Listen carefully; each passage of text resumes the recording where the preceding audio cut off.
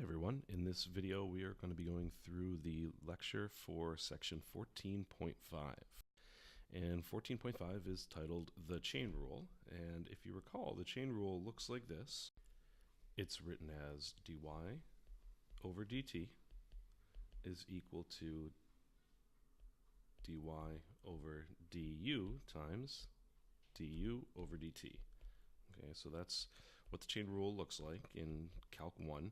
It's used in problems where we have, y is some function of t to the third power or something like that. So say we have the sine of t to the third power.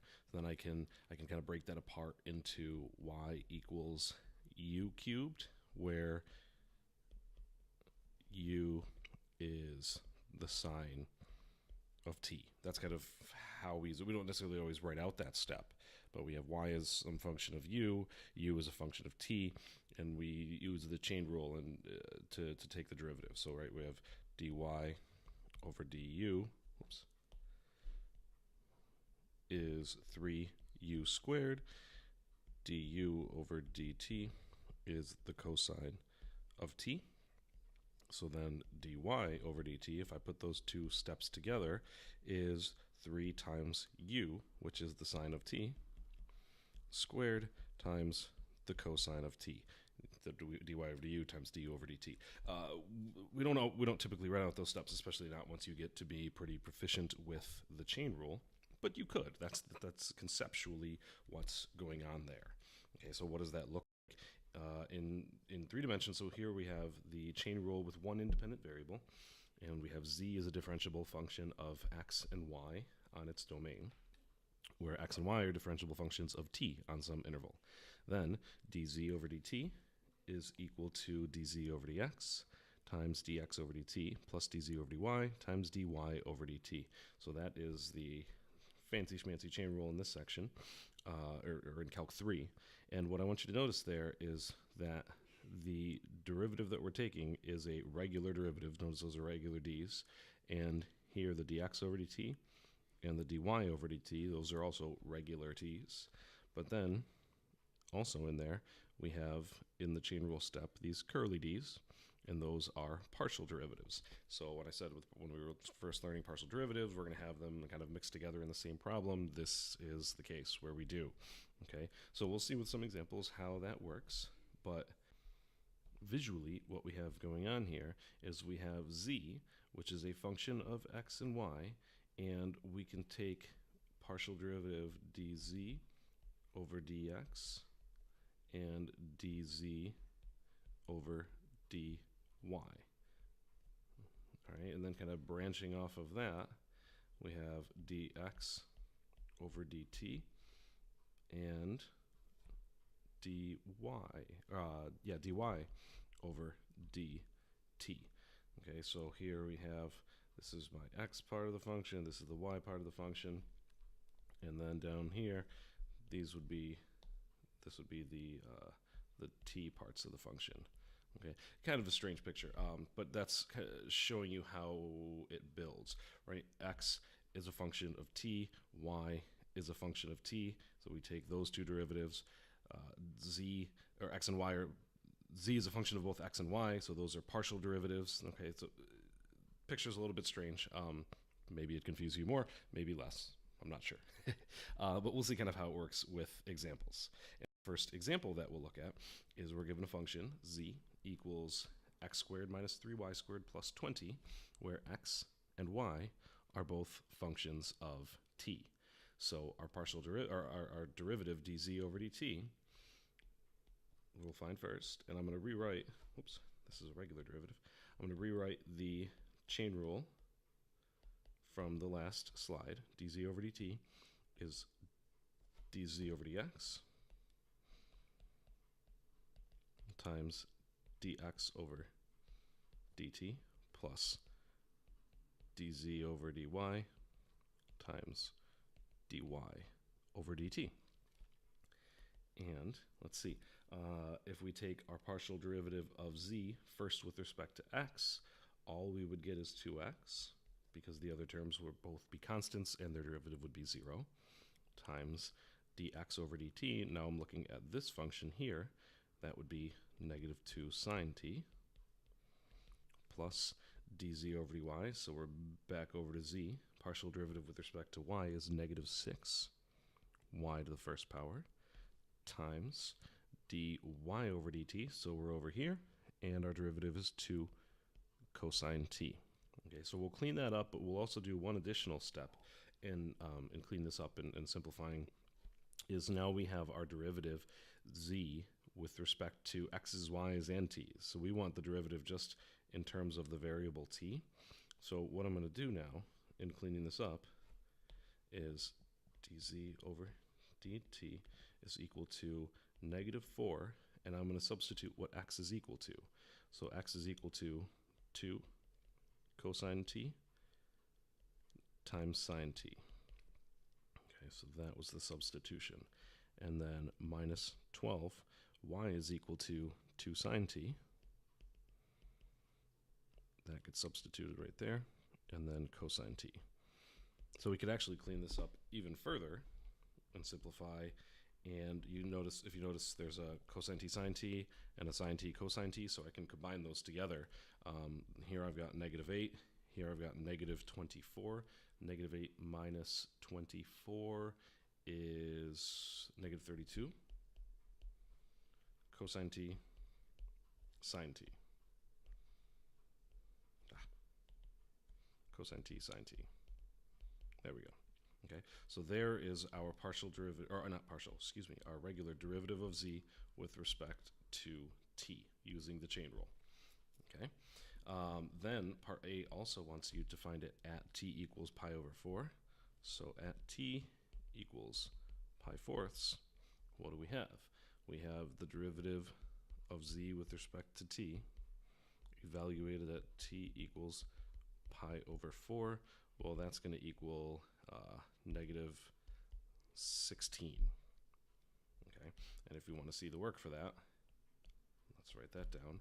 Negative 32 times the cosine of pi over 4 times the sine of pi over 4, which are both root 2 over 2. Okay, and then radical 2 times radical 2 is regular 2, so it cancels out one of them. And then there's still this 2 in the denominator, so we have negative 32 over 2, negative 16. We can also look at the chain rule with several independent variables, several meaning more than 1, or 3, or 5, up 2, but sometimes up to 5. So in this one, I've got the picture, the visual already drawn here.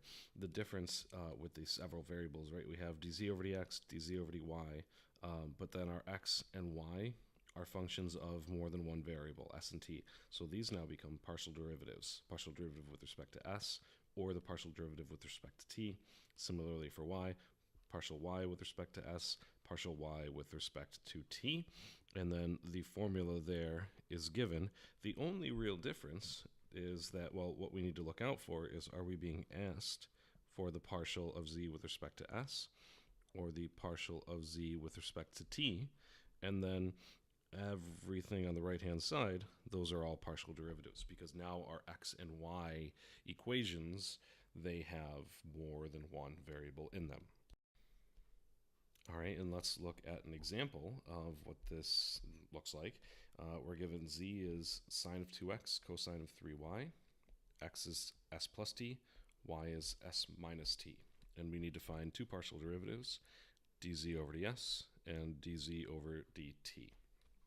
Okay, so if I'm going to do s first, dz over ds, these are all partials now, is partial z with respect to x, and then partial x with respect to s, plus partial z with respect to y times partial y with respect to s. And then for the other part, it would be very similar, except instead of s's, there would be t's there. Substituting in all of our derivatives, dz over dx first, the derivative with respect to x is going to be 2 cosine 2x cosine 3y. The cosine 3y is just considered a constant there. and then dx over ds, the derivative of x with respect to s is 1, so that's times 1. And then dz over dy, derivative cosine is negative sign, so this becomes negative 3 sine 2x sine 3y. And that goes right there. So we can just kind of follow along with where everything's going. And then last, times dy over ds, and the derivative of y with respect to s is also 1. So this is times 1 at the end there. So hopefully you can kind of see where everything went. All right, and now we'll do kind of two things at once. Clean it up, in other words, multiply by 1 in both cases, and then back substitute. So our derivative of z with respect to s, this is a curly d, is equal to 2 times the cosine of 2 times s plus t times the cosine of s minus t minus 3 times the sine of x plus t times the sine of x minus t. So the substitutions in that step are x is equal to, there, s plus t, y is equal to s minus t, and then again over here, x and y. Okay, and that's the answer to part A. That's as simplified as that one gets. You could technically, I suppose, distribute the 2 inside of the cosine parentheses. I lost some coefficients here. Whoops. Cosine of 3 s minus t. I lost a 2 in there and a 3 in there. Okay. Hopefully I get everything now. Good. So yeah, you could distribute the 2's and the 3's if you wanted to, but that wouldn't, there's nothing really to clean up in this problem. That's as simplified as this one gets. So that's the answer to the first part, dz over ds. Then, if we take dz over dt, let's just think about this one for a minute. The only difference is, well, there's only one difference. When we take our partial of x with respect to t, still 1. However, when we take our partial y with respect to t, that would be negative 1. And so that would only happen in the second parentheses. So if I could like take a screenshot of this and show you, but I'm just going to circle it up here and change it in a screenshot. But for the second part, the only difference would be that one right there would be a negative 1, which would affect the answer by, well, that negative sign there would technically be a positive in my answer. Okay, so I'm not going to rewrite all of that, but suffice to say the answers to both dz over dx and dz over ds and dz over dt would be virtually identical, save for that minus and plus sign. One of the uses of the chain rule with multiple variables, other than being able to more efficiently differentiate more functions, is an application related to implicit differentiation, which you may or may not recall from Calc 1. I'll give you an example, and we'll actually run through the example since we've got the time. We're not in class right now, technically. So if I have an equation like the sine of xy plus pi y squared is equal to x, and I want to find the derivative of y with respect to x, then we use what's called implicit differentiation. I take the derivative as I move left to right through the problem of both x and y, and every time you differentiate a y term, you also add in you multiply by dy over dx. You add in a differential, as it kind of. So the way you would go through this one is we have the cosine of x times y would be the derivative of the outer function, but then that gets multiplied by the derivative of the inside, which you would have to use the product rule on, okay, which is why this one gets a little bit ugly, this problem specifically. So we would have the derivative of x is 1 times y plus x times the derivative of y is 1 dy over dx, and then we have plus the derivative of pi y squared would be 2 pi times y dy over dx. equals the derivative of x is 1. Okay, so that's our derivative step, and then we take a couple more steps to solve for dy over dx to get that by itself. And we do that by first distributing into this parentheses on the left. So we have y cosine xy plus x cosine xy times dy over dx plus 2 pi y dy over dx equals 1. And then, let me highlight them here. I want to solve for those two dy over dx terms. So I'm going to have this y cosine xy, throw that on the other side, and we'll have 1 minus y cosine xy. And then what we have in front of the dy over dx, those two terms we would factor and then divide. So I'm skipping a couple of steps here, but that's because we'll have a different approach to this problem in just a minute. But we'll divide by 2 pi, let me write the other one first, x cosine xy plus 2 pi y, 2 pi y. There we go. And then all that would be left on the left-hand side is dy over dx. Okay, so there is our derivative taken implicitly using a Calc 1 approach. Perfectly reasonable, perfectly fine. Got a little bit ugly at the beginning just with the chain, or the product rule, and then needing to distribute the cosine. Okay, so this different approach that we have, and there will be a theorem on the next slide, but where it comes from is if I have a function f of x, y, and we apply the same chain rule that we had earlier at the beginning of this section, and I take my derivative of f with respect to x using the chain rule, right? Then we have what we would end up with is df over dx, the partial derivative of f with respect to x, times dx over dx, because we're differentiating with respect to x using the chain rule, plus df over dy, those are partials again, partial f with respect to y, times dy over dx is equal to 0, if I have f of xy equals 0. Okay, and then dx over dx, well, that's equal to 1, anything divided by itself.